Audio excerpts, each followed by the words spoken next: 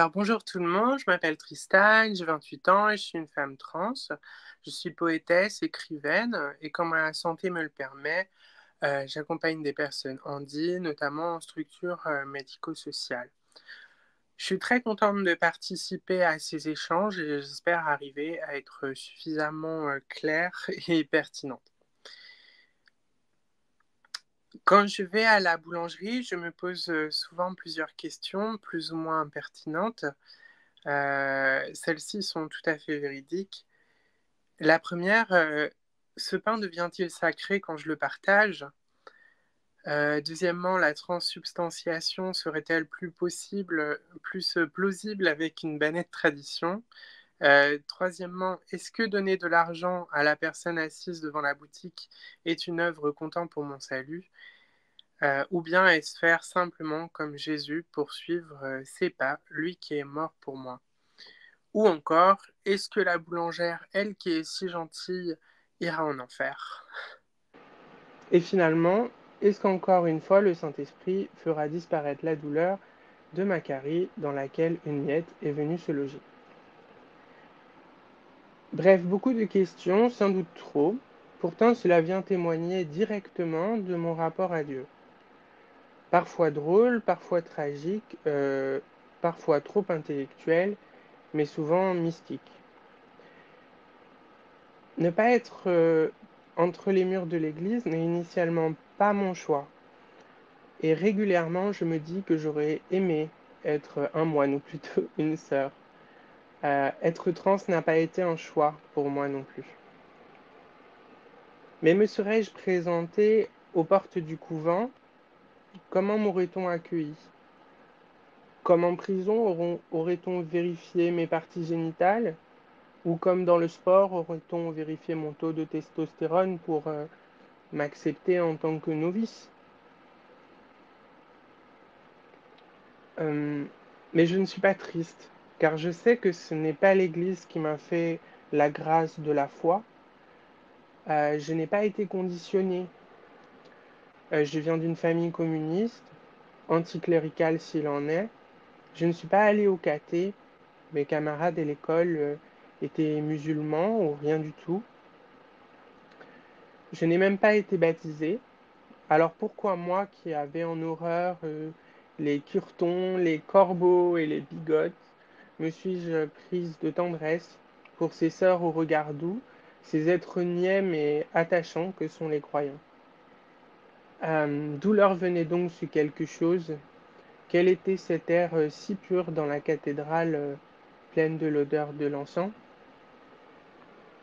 Et enfin, quelle était cette présence qui me fendit d'un bonheur infini et resta près de moi tant d'après-midi de mon adolescence solitaire? Oui, c'était Jésus, par le Saint-Esprit, par la grâce de Dieu le Père, et sans les connaître, je le savais. En tant que personne queer, beaucoup d'entre nous ont vécu ou vivent encore des ruptures familiales et amicales, comme une église qui nous a fermé la porte. On a parfois peur des nouvelles rencontres à cause de celles qui nous ont rejetés. Mais comme le fait de ne plus aller au repas de famille ne nous exonère pas du besoin ou de l'envie de manger, il en est de même pour la foi. Quand on a été touché une fois, on ne s'en remet pas. C'est du moins ce que défendait Calvin avec sa théorie de la grâce irrésistible. Les protestants ont tellement à dire sur la pratique individuelle. Aussi osée que soit la comparaison, je pense que les personnes queer et chrétiennes d'aujourd'hui peuvent être comparées aux protestants et protestantes de la Renaissance et des édits qui ne se rendaient pas dans les églises et ne recevaient pas les sacrements parce qu'ils en étaient exclus. La comparaison n'est pas si grossière comme on voit comme sont pourchassés et martyrisés nos adelphes partout dans le monde. Pour autant, ils n'ont jamais cessé, les protestantes et les protestants, de pratiquer leur religion, soit seuls, soit entre eux. Ce qui a permis ces études et ces oraisons individuelles, sans clergé souvent, c'est la conjonction presque miraculeuse du début de l'imprimerie et de la traduction des psaumes du Premier et Nouveau Testament en langue vernaculaire. Les psaumes étaient mis en chanson, permettant une transmission orale plus aisée, et la traduction des Bibles depuis l'hébreu et le grec permettait d'accéder aux textes sacrés comme jamais auparavant. Ce que nous avons en commun donc, c'est d'être mis à l'écart de l'institution, mais aussi d'avoir d'immenses ressources, aujourd'hui même, plus qu'alors, pour pratiquer sa foi. Mais en fait, à l'intérieur même des textes sacrés, il nous est rendu témoignage de la pratique individuelle des actrices de la Bible, soit à cause de leur solitude, par tradition, mais aussi par prescription de Dieu. Une des prescriptions les plus célèbres se trouve dans le Sermon sur la montagne, Matthieu 6, verset 6, dans la version Darby. Jésus dit ceci: Mais toi, quand tu pries, entre dans ta chambre, et ayant fermé ta porte, prie ton Père qui demeure dans le secret. Cette prescription a été un des fondements d'abord de la pratique érémitique méditerranéenne, puis du monachisme occidental jusqu'à nos jours. Et c'est juste après, dans ce même sermon, que le Seigneur nous offre la prière universelle de tous les chrétiens, le Notre Père. C'est dire comme cette prescription est importante. Elle nous donne toute légitimité au rapport individuel que nous pouvons entretenir avec Dieu. Par ailleurs, l'autre jour, j'ai vu le dimanche matin, alors c'était pas dimanche dernier, c'était le dimanche encore avant, dans le jour du Seigneur, l'émission avant la messe sur France 2, une femme catholique qui avait choisi de passer sa vie en ermite, qui a affirmé que c'était sa façon à elle de participer à l'Église universelle. Bien sûr, je comprends que ça puisse paraître présomptueux, mais nous aussi, dans notre pratique individuelle, nous sommes un tout petit caillou de l'Église. En se réunissant ainsi, comme aujourd'hui, nous mettons en commun quelque chose de grand que nous portons en nous. Pour reprendre un des concepts principaux du protestantisme, à mon sens, chacune d'entre nous est appelé au sacerdoce universel, c'est-à-dire que nous sommes les brebis, mais aussi les pasteurs de nous, entre nous et dans le monde au nom du Christ.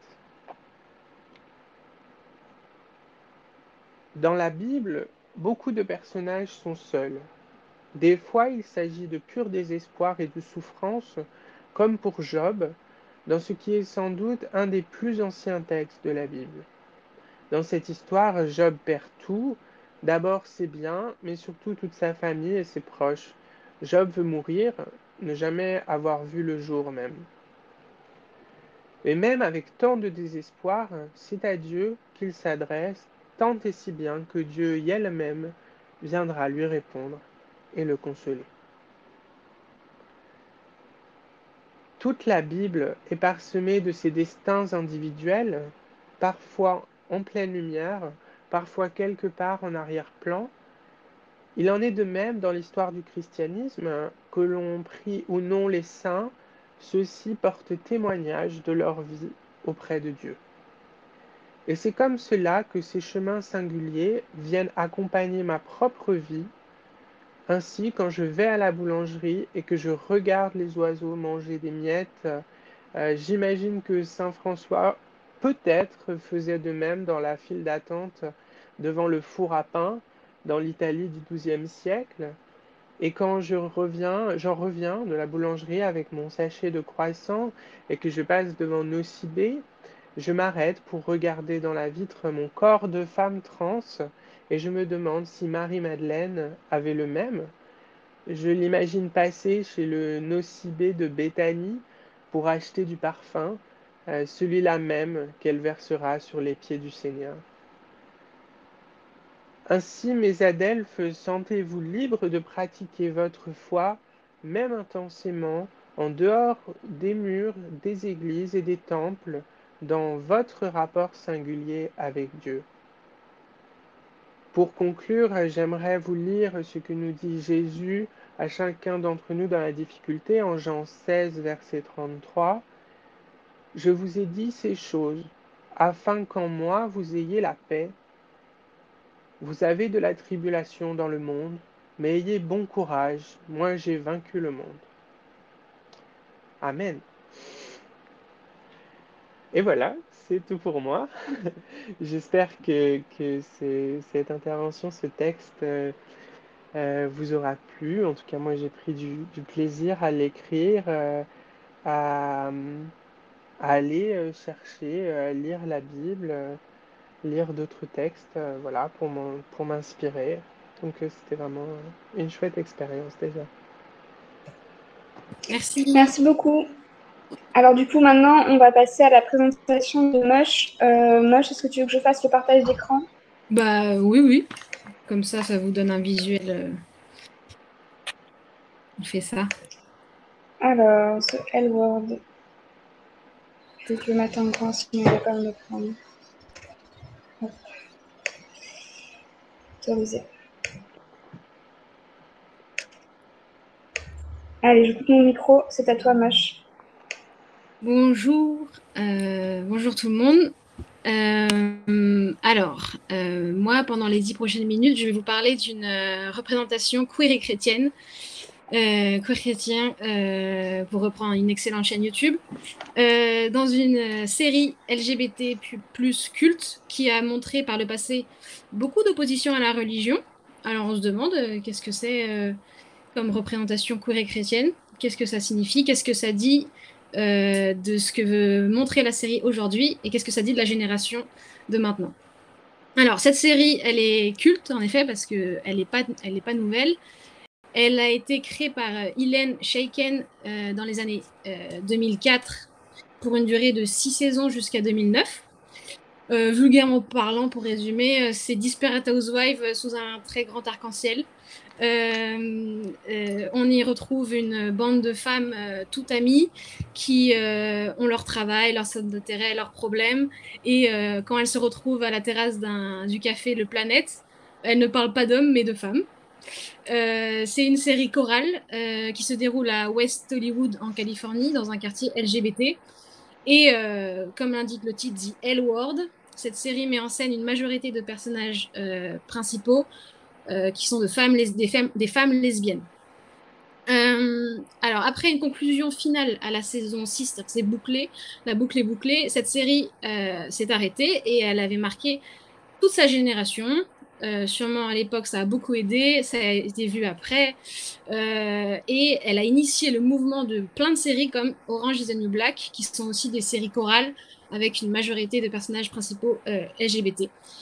Orange is the New Black, c'est sorti en 2013. 10 ans après, donc en 2019, donc la même réalisatrice décide de sortir une suite à sa série qui s'appelle The L-Word Generation Q pour le mot queer.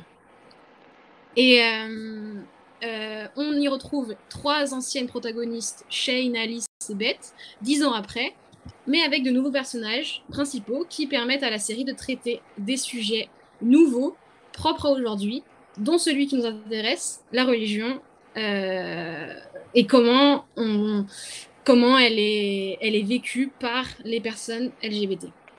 La série The L-Word s'est distinguée et elle est culte pour ça parce qu'elle a toujours eu pour objectif premier de représenter réellement la communauté LGBT et tout ce qu'elle vivait dans son quotidien.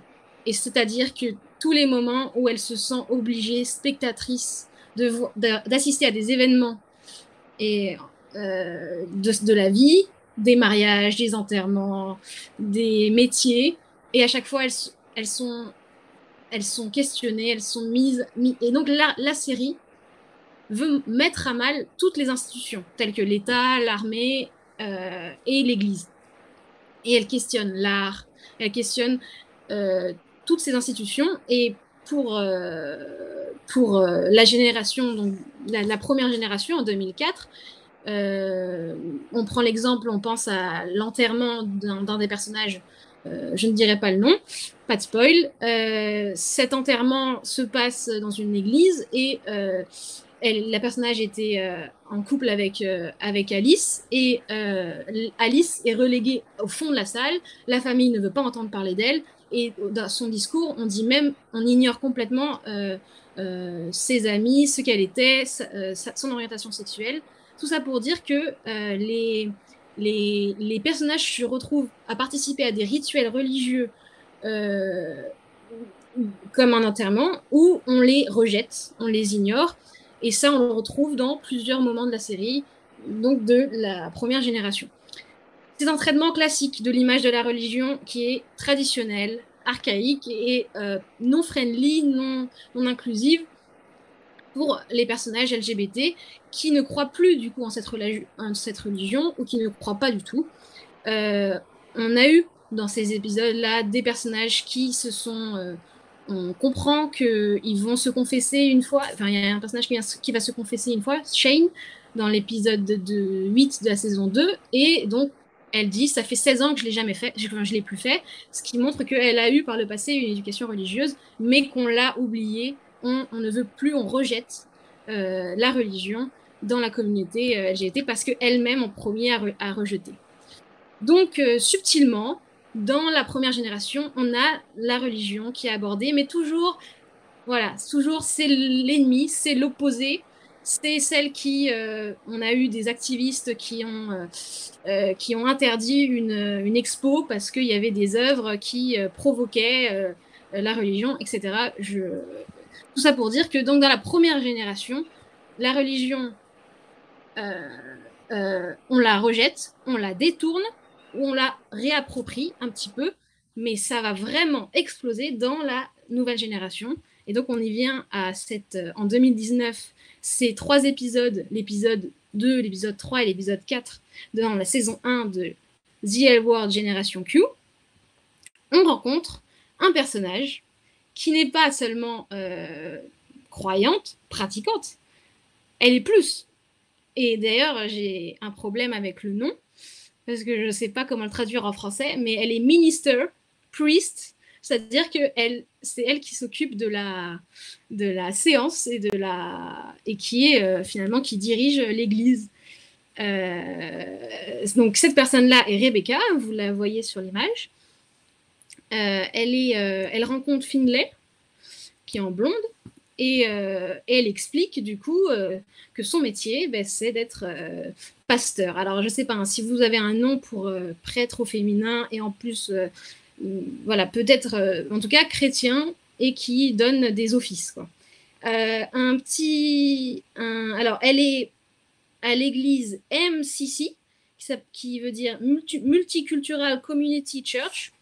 J'ai vu sur internet que c'est une église qui existait, mais pas du tout en Californie, un autre endroit en Amérique, et que la série donc se serait inspirée de cette église, mais j'ai pas réussi à avoir plus d'infos.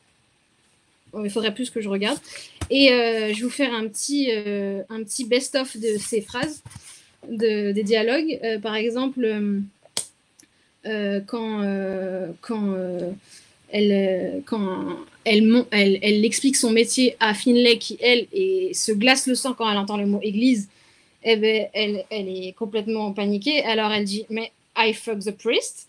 Et après, elle dit, oh, ok, je vais t'expliquer, mais c'est-à-dire, tu peux parler à Jésus? Et elle répond, oui, j'ai une ligne directe avec lui dans mon bureau. Et l'autre, elle dit, mais c'est bizarre, je sais pas si tu dis la vérité ou si tu mens. Ou enfin, sinon, une autre phrase, tu es mariée à Jésus, et après elle dit oui, mais c'est une open relationship. Enfin, tout ça pour dire que c'est vraiment drôle si vous voulez voir ces épisodes. D'avoir un personnage comme ça, c'est assez incroyable. Pour moi, j'ai jamais vu de personnage comme ça dans une série. C'est une occurrence quand même extrêmement à l'opposé de ce qu'on a vu avant. Et aussi, c'est intéressant parce qu'elle a dit une phrase qui est touchante. J'ai plus de mal à m'affirmer en tant que chrétienne que comme lesbienne. Et il y a vraiment, elle utilise le mot closet dans le sens où il y a tout un coming out à faire en tant que chrétien qui est même plus imposant dans la communauté LGBT que ce qui pourrait l'être Et donc, voilà, c'est une sorte de... On ressent encore cet effet de minorité dans la minorité en tant que queer chrétien. On ressent aussi les fractures qu'a pu provoquer la religion à travers le personnage de Finlay, du coup, celle qui ne comprend pas pourquoi elle est dans l'église, parce que Finlay a une éducation chrétienne très stricte, comme elle dit dans le film, elle trimballe des valises, elle trimballe des choses, et elle doit vraiment faire un travail sur elle-même parce qu'elle ne peut plus rentrer dans une église sans pleurer. Et voilà, avoir cette vision, non pas de la religion qui rejette, mais une religion inclusive, qui est représentée par un personnage et qui est extrêmement nouvelle, c'est des propos d'aujourd'hui, des propos qui nous intéressent, et c'est bien que ça soit représenté. Évidemment, on met en doute cette église, on appelle même Finlay, dans un moment de rage, va dire « mais tu n'es pas une vraie prêtre ». Et ça, c'est intéressant parce que voilà, on ne croit pas encore à ça, on ne croit pas encore au croisement des deux, et pour beaucoup, c'est encore difficile. Et voilà, et donc c'était intéressant de l'évoquer, et je vous encourage à voir la saison 1 et la saison 2 qui est en train de sortir en ce moment, et évidemment les anciennes générations, si vous ne les connaissez pas. Voilà. Eh bien, merci beaucoup pour ta présentation. Je vais enlever le partage d'écran incessamment sous peu, et on va entendre l'intervention suivante. Est-ce que c'est bon, pour toi?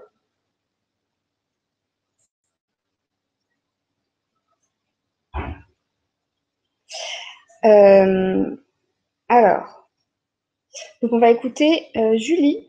Julie, est-ce que c'est bon pour toi? Yes, c'est bon pour moi. Alors, je vais juste désactiver mon partage d'écran. Normalement, c'est bon. Et je vais retirer mon micro. C'est à toi, Julie. Super, merci. Alors, en novembre 2019, je suis contactée par les dirigeants de la paroisse locale à laquelle je vais. Et ils me proposent un appel, donc une mission, une tâche, on va dire, bénévole, qui est celle de diriger le groupe de femmes de cette paroisse. Et alors, il faut savoir qu'à ce moment-là, quand j'ai donc cette discussion avec cet homme, alors, dans un premier temps, déjà, la paroisse en question, c'est une énorme paroisse. C'est la plus grosse paroisse donc, dans cette église-là en Espagne, qui est le pays où j'habite.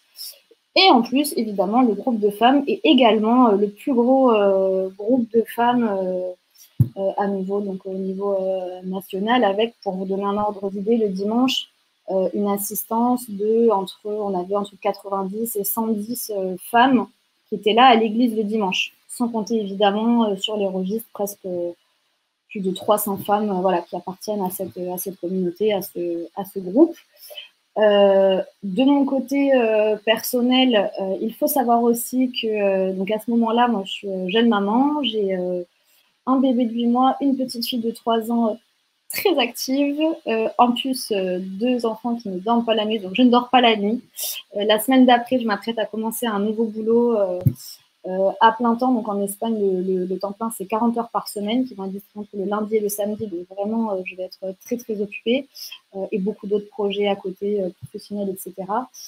Et à niveau plus personnel et spirituel, il s'avère que donc j'ai grandi et je suis membre donc à ce moment-là d'une église chrétienne, communément appelée donc l'église mormone. Et toute ma vie, depuis mon enfance, j'ai été très pratiquante dans cette religion. Mais depuis, donc à ce moment-là, où j'ai cette discussion avec cet homme, depuis bien quelques mois, voire un peu plus d'1 an, j'ai le sentiment de m'être vraiment éloignée de Dieu. Et parce que c'est vrai que dans la culture mormone, la connexion à Dieu, elle est faite à travers la prière plusieurs fois par jour, évidemment personnelle avec Dieu, l'étude quotidienne des Écritures. Et c'est pas quelque chose que je pratique à ce moment-là. Dans tous les cas, mon ressenti à ce moment-là, c'est que je me sens vraiment très loin de Dieu, le plus loin que j'ai jamais été dans toute ma vie. Et là, donc il me parle il me fait cette proposition et je me rappelle dans son bureau, il y avait donc en face de moi un cadre avec une petite peinture de Jésus et je le regarde comme ça dans les yeux et je me dis mais qu'est-ce que c'est que cette histoire? Je me dis qu'est-ce que c'est que cette histoire, mais j'ai été prévenue quelques mois avant.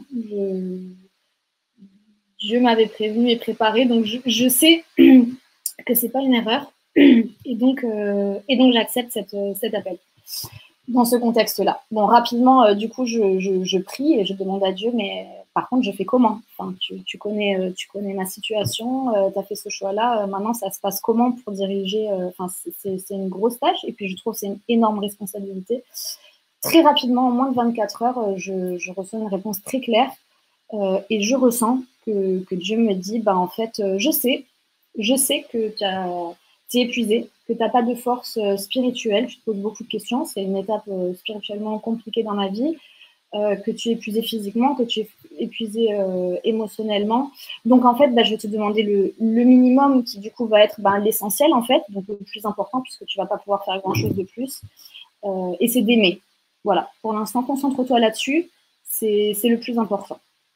Donc, je réunis mon équipe, entre guillemets. Donc là, l'organisation, donc je suis présidente de cette organisation-là. J'ai 2 conseillères pour m'aider, plusieurs secrétaires, et je convoque aussi, enfin, j'invite à cette réunion deux hommes qui sont dirigeants de cette paroisse, et je leur explique un petit peu ma vision. Bon, je vois mes conseillères qui sont super contentes. Et puis, on est dans une culture, c'est une église qui a commencé en Amérique, donc grosse culture américaine avec plein d'activités. Voilà, il y a toute cette influence-là, avec tout un tas de choses. Et donc, bon, je les calme un petit peu en leur disant, aujourd'hui, voilà, je suis la présidente de cette organisation, je ne vais pas avoir la force de faire beaucoup de choses. Vous êtes avec moi. Donc là, de suite, on annule tout. Il n'y a plus de cartes d'anniversaire, des gâteaux, des activités, des danses, des machins. Je n'ai pas la force pour l'instant. Donc là, on va aimer, on va se concentrer sur l'amour et puis on verra si dans quelques mois, dans quelques temps, déjà on arrive à faire ça, il n'y a pas de souci, on rajoutera d'autres programmes, entre guillemets, annexes, voilà, plein de choses, mais pour l'instant, on va aimer.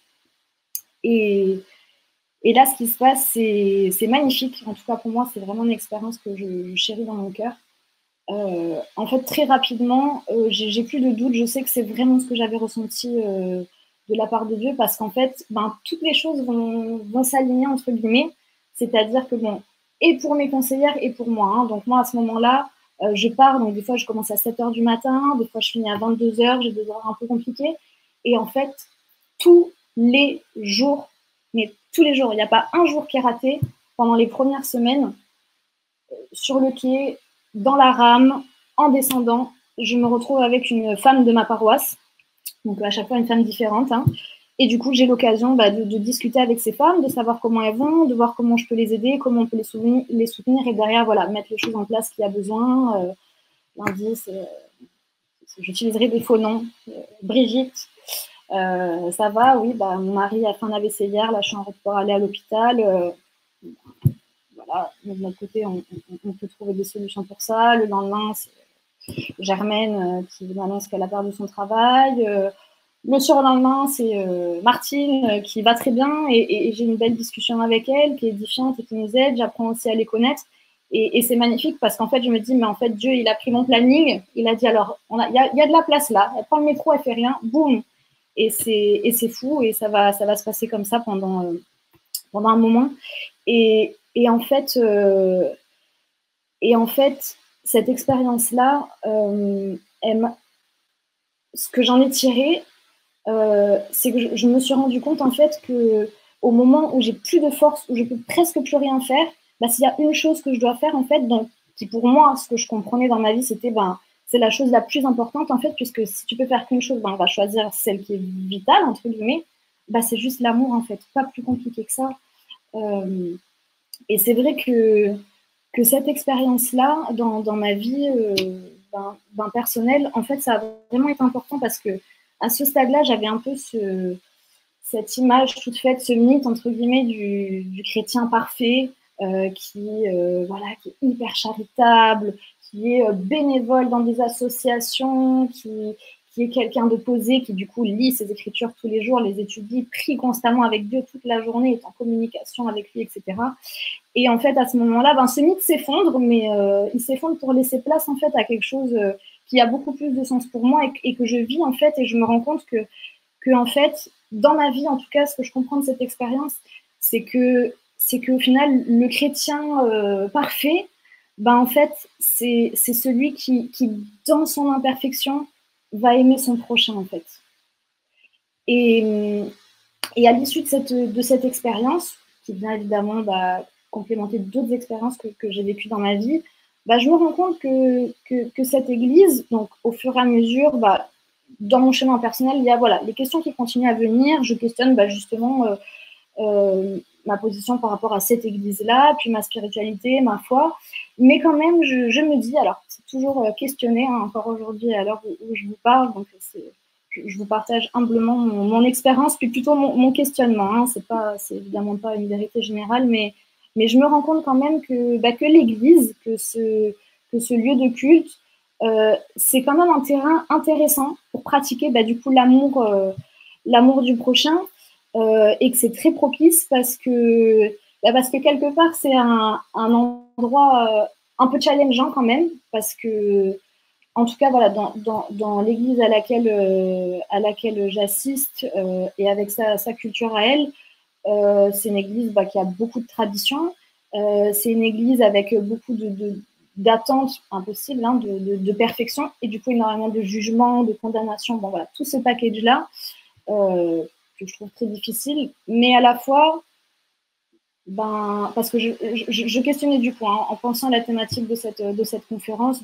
du coup, moi, pourquoi dans ma spiritualité, qu'est-ce que ça m'apporte en fait de fréquenter ces lieux-là, et je me suis rendu compte que il y a d'autres groupes dans le métro, dans un club de crochet, de foot, de ce qui vous plaît. Il y a aussi d'autres personnes avec qui on peut pratiquer le fait d'aimer son prochain.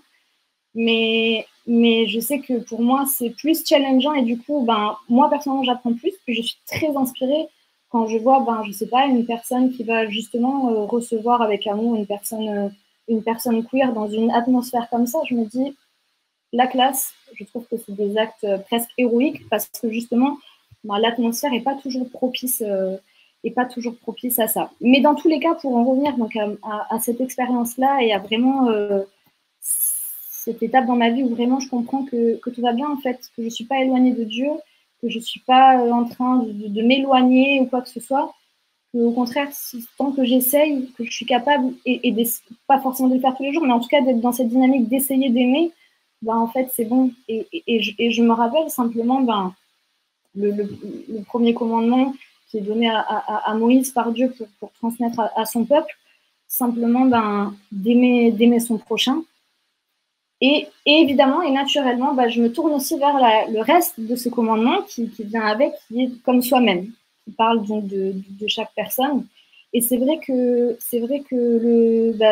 en réfléchissant, du coup, en préparant mon intervention pour cette conférence sur cette thématique, je me suis beaucoup replongée sur mon chemin, en fait, de découverte donc de ma bisexualité. Et en fait, je me suis rendu compte, donc j'ai découvert ma bisexualité, je dirais, plutôt tard dans ma vie. Donc, j'étais déjà en couple hétérosexuel, donc avec un homme, très amoureuse de mon compagnon. Mais je me disais, c'est surprenant, parce que quand j'ai découvert, ça a toujours été là, mais quand j'ai vraiment mis les mots dessus et que je m'en suis rendu compte, du début, je l'ai vraiment accepté et embrassé, et j'ai adoré découvrir cette nouvelle facette de moi, et voilà, voir une nouvelle chose de plus qui fait que je suis qui je suis. Et en fait, je me suis rendu compte que c'était venu à peu près synchroniser avec une période de ma vie où j'avais commencé à beaucoup travailler en thérapie avec des psychologues sur tout un tas de choses. Mais c'est vrai que le but derrière, c'était vraiment l'acceptation de soi, l'amour de soi. Et je me dis je pense que ma rencontre avec ma bisexualité a été vraiment apaisée et il y a beaucoup d'amour pour j'essaie d'avoir de l'amour pour moi et j'embrasse ma bisexualité au passage. Elle vient avec toutes les autres facettes de qui je suis. Et je pense que l'amour de moi et le respect de ce commandement fait que derrière, c'est une conséquence naturelle en fait. Je m'aime et j'aime tout ce que je suis. Je suis Julie. Je déteste faire le ménage, c'est ok. Je suis très souriante. Je suis bisexuelle. Voilà, il y a tout un tas de choses et j'embrasse tout ça. Et je pense que aujourd'hui, si vraiment voilà, je réfléchis à ce commandement, je le comprends de cette façon. Que vraiment le but, et je l'ai vu et vécu, quand tu n'as plus de force, en fait, si tu dois te concentrer sur l'essentiel, pour moi, en tout cas, mon essentiel, ça va être de m'aimer, ça va être d'aimer mon prochain. Et je vais partager mon écran. Si vous googlez la couleur Pantone 246C, alors je vous demande un petit instant. Fenêtre, parfait, partager. Vous voyez ma page? Ok, super. Donc, oui. Ok, merci beaucoup. Donc en googlant Pantone 246C, vous allez voir cette belle couleur. Moi je trouve que c'est un violet très vibrant que j'ai choisi. Donc en fait, moi je suis dans ma vie professionnelle, je suis conseillère en image personnelle et donc notamment les couleurs, c'est quelque chose de très important pour moi, qui a beaucoup de pouvoir. Et c'est vrai qu'en préparant justement je vais arrêter le partage, vous avez bien vu cette belle couleur. En réfléchissant un petit peu à toute cette thématique, j'ai pensé un peu donc, au symbole. Donc, on va partir de la base, le drapeau LGBTQ+, donc ce bel arc-en-ciel. Et donc, dans toutes ces couleurs, il y a une grosse symbolique sur l'arc-en-ciel et voilà, ce n'est pas le thème. Mais chaque couleur représente aussi une valeur qui est importante à la communauté LGBTQ+. Et donc, le violet, alors peut-être pas celui-là, mais celui-là, il me plaisait. Le violet dans l'arc-en-ciel, qui vient donc tout en bas du drapeau, il est là pour symboliser la spiritualité. La spiritualité, pour certains, la religion. Et donc, simplement, c'était très intéressant pour moi d'avoir cette réflexion, pour réfléchir à déjà qu'est-ce que j'en pensais pour pouvoir le partager avec vous. Quand je regarde un petit peu ma spiritualité en tant qu'individu, avec, voilà, comme je vous ai dit, toutes mes facettes, dont ma bisexualité, pour l'instant, je vois que mon essentiel, ça va vraiment se concentrer sur l'amour. L'amour de moi, en tant que, voilà, je ne vais pas vous répéter mes facettes, mais en tant que moi, avec mes facettes, et l'amour de mon prochain.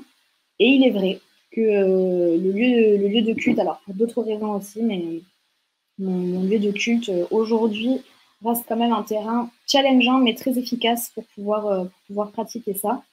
Et du coup, moi, je voulais juste terminer sur une petite invitation parce que c'est vrai que ça a été un exercice très, très intéressant et je pense que dans mon chemin et surtout dans le questionnement que j'ai dernièrement, ça a vraiment marqué une étape de pouvoir me recentrer un petit peu, regarder cette couleur et me dire mais aujourd'hui ma spiritualité c'est quoi, j'en suis où, qu'est-ce que je sais, c'est quoi les choses dont je suis sûre. Et ma conclusion c'était celle-ci, vraiment l'amour de moi et de mon prochain. Et je vous invite à avoir cette même réflexion parce que voilà, si vous le souhaitez, moi en tout cas ça a été très, très bénéfique. Voilà. Ok, merci Julie. C'est plus que 10 minutes. Alors du coup, on va passer à la présentation suivante. Et je n'ai pas ma liste devant les yeux. Et donc, il me semble que la présentation suivante, c'est Gabrielle. Gabrielle, est-ce que c'est bon pour toi? Oui, c'est bon.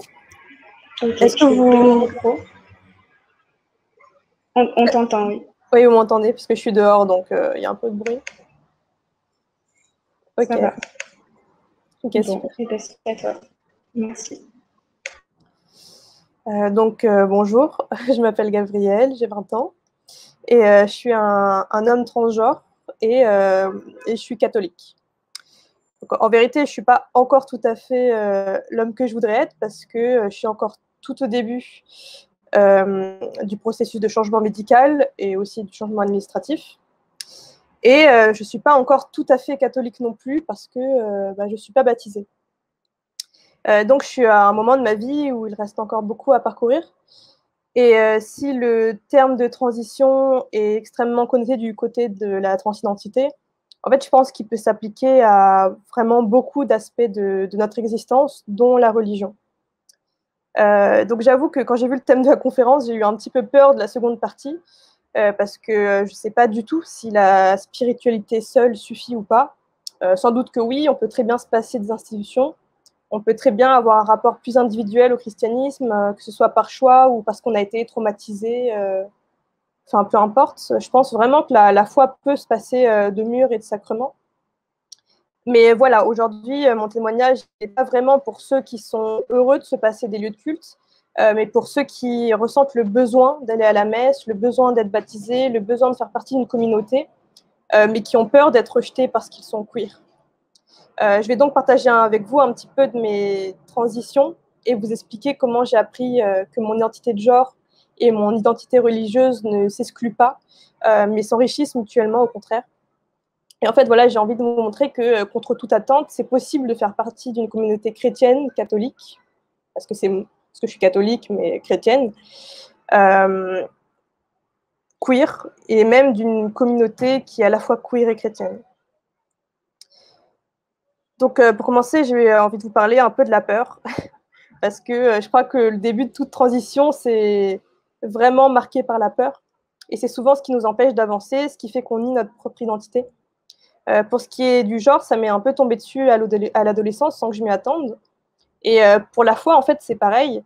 Mon père était chrétien, mais le reste de ma famille est musulmane, donc j'ai quasiment pas eu d'éducation religieuse. Enfin, j'ai fait les scouts, quoi, mais ça allait pas plus loin que ça.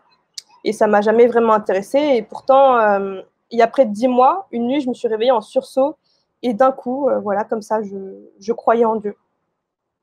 Et du coup, le point commun entre ces deux expériences, c'est qu'elles semblent sortir de nulle part, comme ça. Ça paraît vraiment très soudain. Mais en fait, en réalité, j'ai toujours été un homme. Et en réalité, mon cœur a toujours pointé vers le ciel. C'est juste que la peur nous cache à nous-mêmes. Jusqu'au jour où notre être profond devient tellement massif, en fait, qu'on ne peut plus l'ignorer.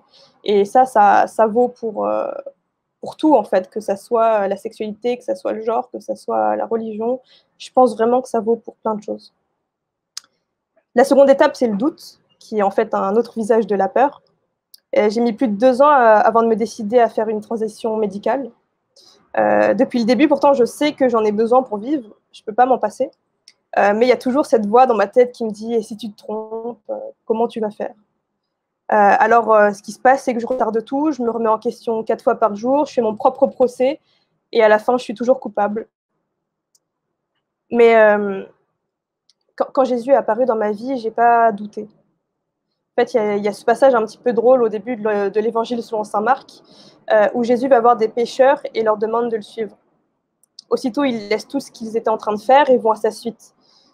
Et moi, je suis quelqu'un qui réfléchit vraiment beaucoup trop, pour tout, dans tous les aspects de ma vie. Et pourtant, au moment où j'ai cru en Jésus, en fait, ça m'a semblé vraiment naturel de le suivre sans hésiter. Et si je vous raconte ça, en fait, c'est pour vous montrer que les différents aspects de notre identité ne sont pas cloisonnés, mais se ressemblent et ont un impact les uns sur les autres. En fait, je pense vraiment que si j'ai pu me plonger dans la foi aussi facilement, c'est un peu parce que, en fait, mon expérience de la transidentité, qui est du coup une expérience longue, a fait qu'en fait, j'en avais marre d'attendre et de douter, et que j'en étais à un point de ma vie où je considérais que maintenant, il fallait se lancer pour faire des choses que je voulais faire, et que je ne pouvais plus être tout le temps en train de tout remettre en question. Et plus sûrement encore, je pense que c'est grâce à ma foi que j'ai arrêté d'attendre et de douter en ce qui concerne ma transition de genre. Parce que, en fait, à partir du moment où on se dit que tout fait partie du plan de Dieu, il n'y a plus à avoir peur de faire une erreur irrémédiable, parce que ça n'existe pas. Si dans 10 ans, j'en viens à me dire que finalement, voilà, les hormones, c'est pas fait pour moi, ça me correspond plus, et ben, en fait, ça sera pas que j'ai fait une erreur, mais ça serait juste une nouvelle étape dans ma transition, parce qu'il n'y a pas de retour en arrière, en fait, dans les transitions. On peut seulement aller de l'avant. Pourtant, même si maintenant je doute moins depuis que je me considère chrétien, S'il y a une peur qui persiste, je pense que c'est la peur du rejet. Voilà, moi j'appartiens à un milieu étudiant fortement militant et queer, donc en général quand je rencontre quelqu'un, je sais que je serai acceptée. Mais ce qui m'a longtemps paralysée, je pense, avec la communauté chrétienne, c'est que voilà, c'est inconnu pour moi et que j'avais aucune idée de la manière dont on allait me recevoir, qu'est-ce qu'allaient dire les gens s'ils savaient que j'étais trans. Enfin, tout ça, en fait, ne pas savoir, je pense que c'est le pire, parce que quand on sait d'avance qu'on va se faire rejeter, au moins on peut s'y préparer, mais quand on n'a juste aucune idée, en fait, on se fait des films dans sa tête et tout devient possible, et du coup, le pire devient possible, je crois. Du coup, ce que j'ai fait, c'est que j'ai passé 6 mois, à peu près 6 mois, à aller à la messe tous les dimanches, seule, à parler à personne, à y aller, à partir. Et dans mon entourage, j'en parlais à personne non plus parce que en fait, je connais quasiment pas de chrétiens. J'ai 2 amies qui sont chrétiennes et qui sont queer aussi, mais on vit pas dans la même ville, donc c'est un petit peu compliqué. Et puis en fait, au bout d'un certain temps, je me suis mis dans un groupe Facebook de gens LGBT+ et chrétiens. Et je pense que c'est vraiment ce qui m'a aidé à me lancer et un peu à me débloquer de cette situation où j'étais très contente d'aller à la messe et tout, mais je faisais pas vraiment partie de la communauté, quoi. J'étais juste là. Dans ce groupe, j'ai rencontré un diacre à qui j'ai beaucoup discuté, qui m'a dit qu'il avait baptisé 2 garçons trans. Et en fait, je crois que c'est vraiment parler de ça qui a fait que ça devenait concret, enfin, ça devenait concrètement possible, en fait.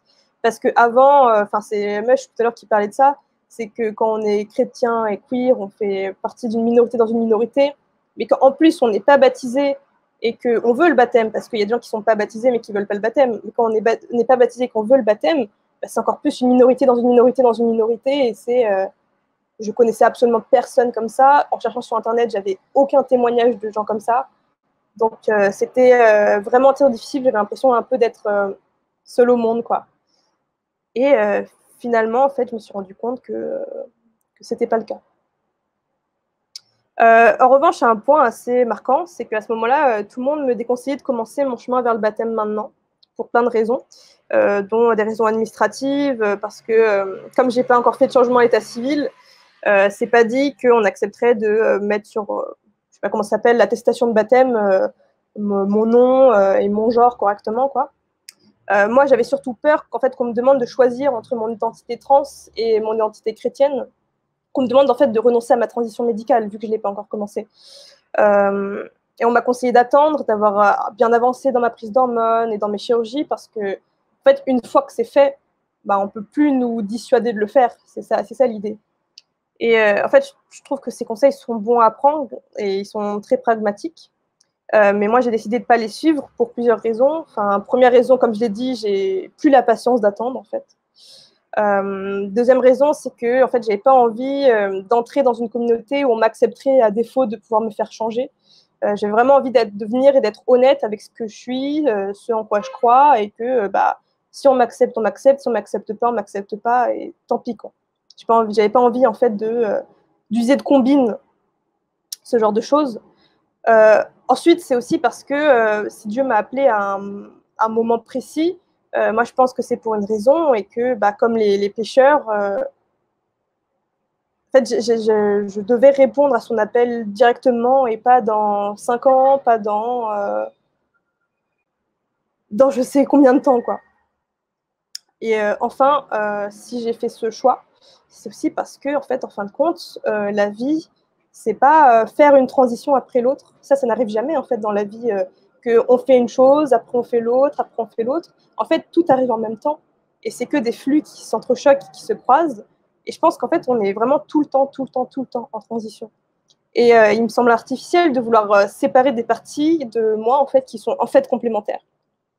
Tout ça pour dire qu'il y a environ 3 mois, du coup, pas très longtemps après Pâques, il me semble, je ne sais plus trop, j'ai enfin osé demander au prêtre de ma paroisse la préparation au baptême. Je ne lui avais jamais parlé, hein. Enfin, il me reconnaissait parce qu'il me voyait tous les dimanches, mais on ne s'était jamais parlé. Je lui ai dit, voilà, j'aimerais me préparer au baptême. Et je lui ai dit directement que j'étais trans, voilà, parce que je voulais vraiment tout mettre carte sur table directement.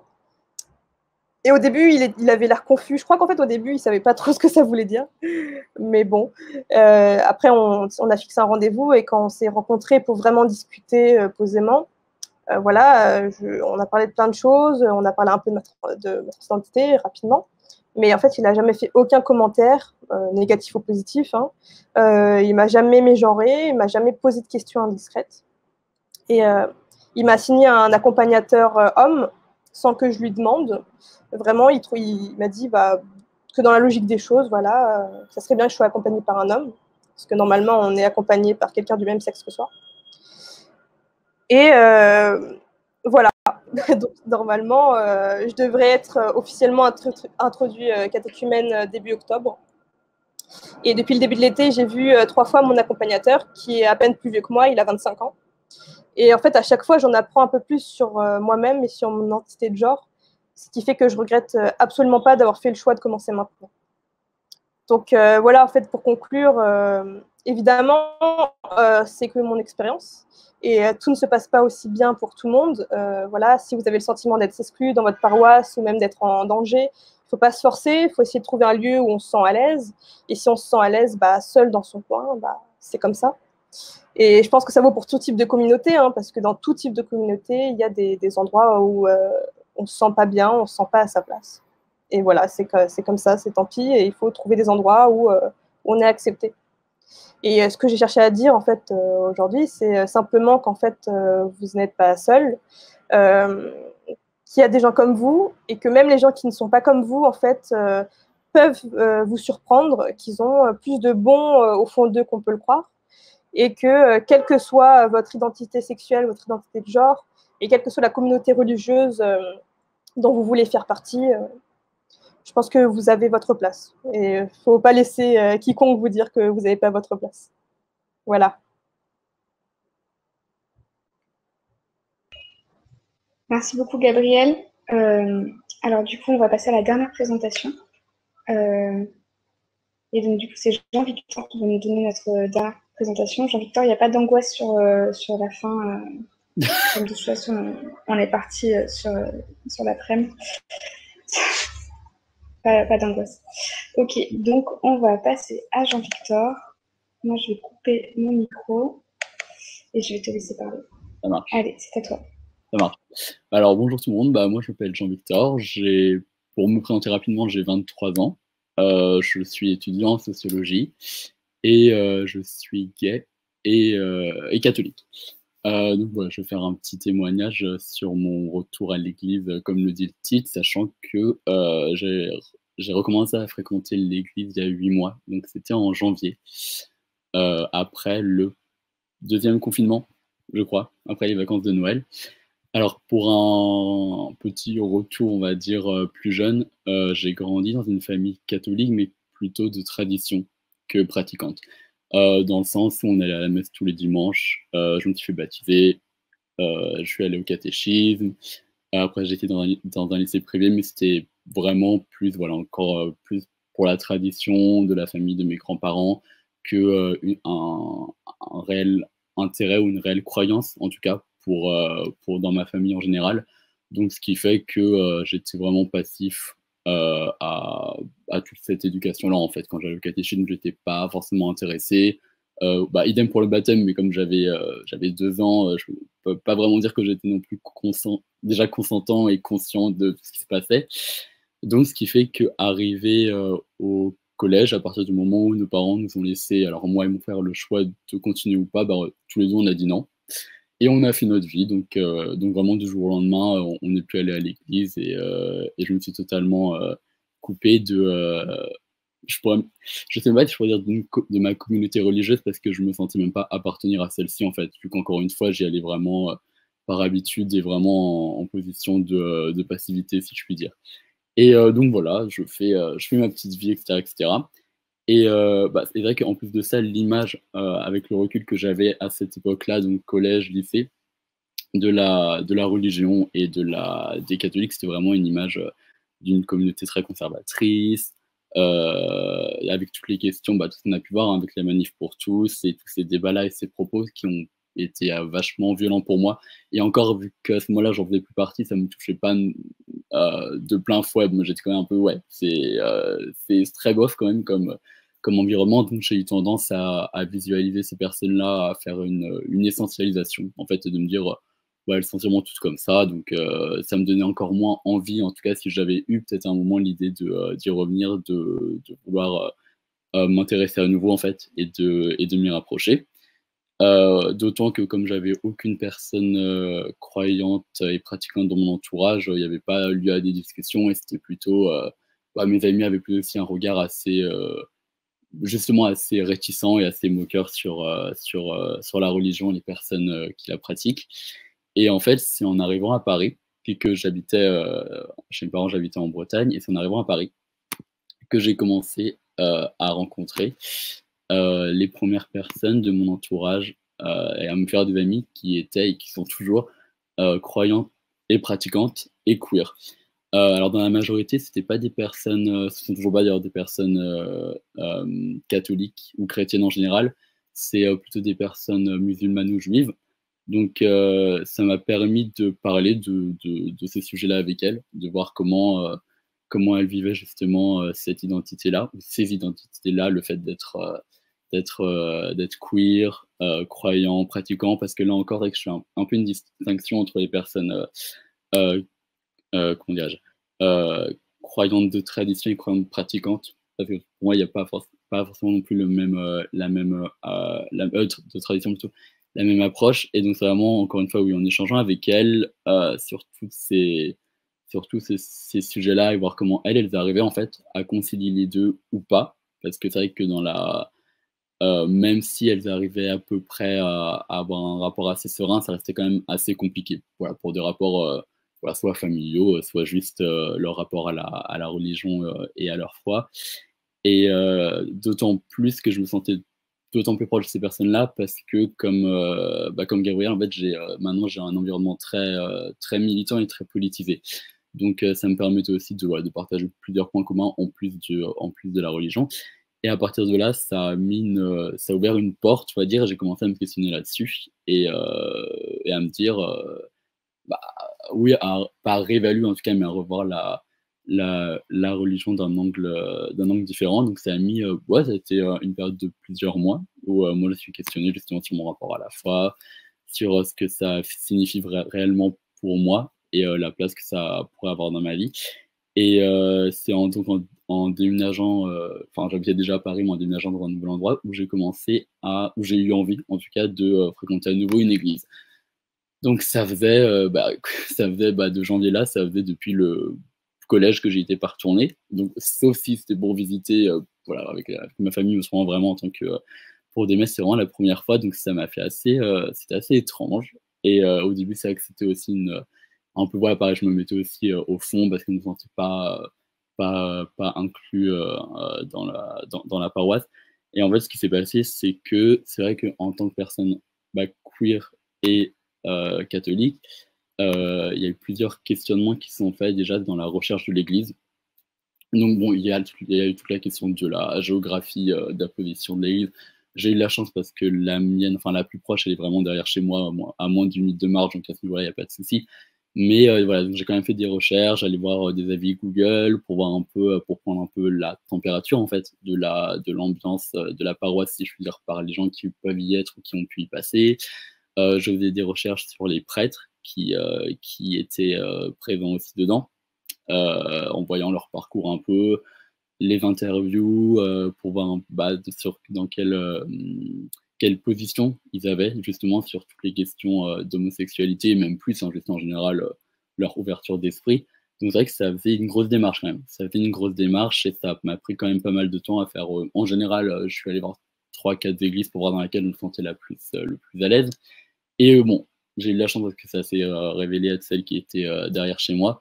Mais donc voilà, il y avait plusieurs caractéristiques en tout cas qui rentraient pour moi en compte sur le fait d'où j'allais passer beaucoup de mon temps, quoi. Je sais qu'aussi, oui, il y avait aussi c'était un détail, mais un détail que je prenais en compte, c'était par exemple si devant l'église ou dedans, il y avait, est-ce qu'il y a un moment, il y avait eu, suite à la loi bioéthique, il y avait des pétitions qui étaient faites pour la contrer et pour se positionner contre la loi bioéthique. Et donc je voyais aussi si l'Église elle mettait ça en avant, parce que tu en avais aussi des brochures, etc. Donc bon, je me disais, ça peut la positionner aussi sur toutes ces questions-là.